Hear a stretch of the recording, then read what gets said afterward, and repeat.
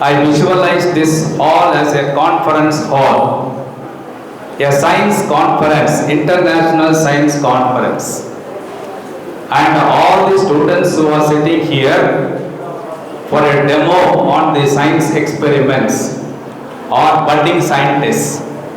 The young scientists who are going to become in future. And I am reminded of one incident from Einstein, the great scientist of the world. He was coming to such conference hall to attend a science conference meeting. He was about to address to the scientists.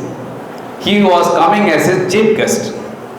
The same room as a conference, the same room with all the budding scientists. And on the way, he wanted to do some fun, since science is a fun. And he has the driver, right? For a change, I am not going to address the scientist. You are going to address the scientist. He requested the driver, his driver, to address the conference. And he said that he was very diffident. He was completely surprised. And he asked Einstein, "Sir, how can it be, sir? I am a mere driver. How can I address the great scientists of that conference? You please do. You please do." And that driver, so far he would have attended all the conferences addressed by Dr. Einstein. So he may know certain things, certain facts about science, because he was attending regularly the conference. And okay, the conference started. The driver was about to address in the place of Einstein. And when he was speaking, a few scientists rose up one by one and asked him certain doubts. He was able to clarify all the doubts because of his listening to the lectures of Einstein several times. And at last, one scientist asked one question for which he did not know the answer. He did not know the answer, but immediately what he has told, that shocked everyone, surprised everyone there. Sir, it's only a trivial question. A very simple question for which my driver can answer, sir. Who is the driver?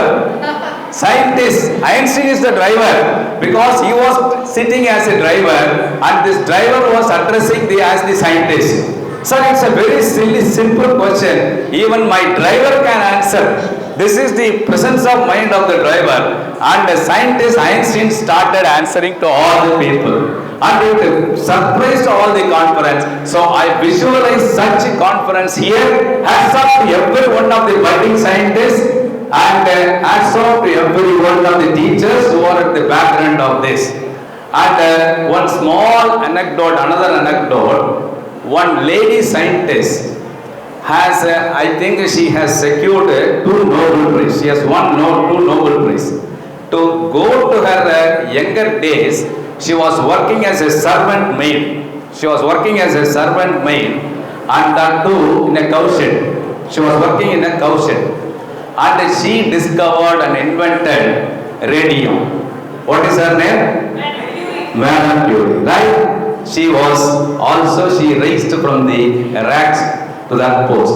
Then another scientist, he worked as a clerk, that means in the publishing, book publishers, and he was publishing the book. He was only compiling, the scientists have given the write-up, and he was compiling that book. And while compiling the books given by the scientists, the research papers, he used to read and read, and he became the scientist. What was his name?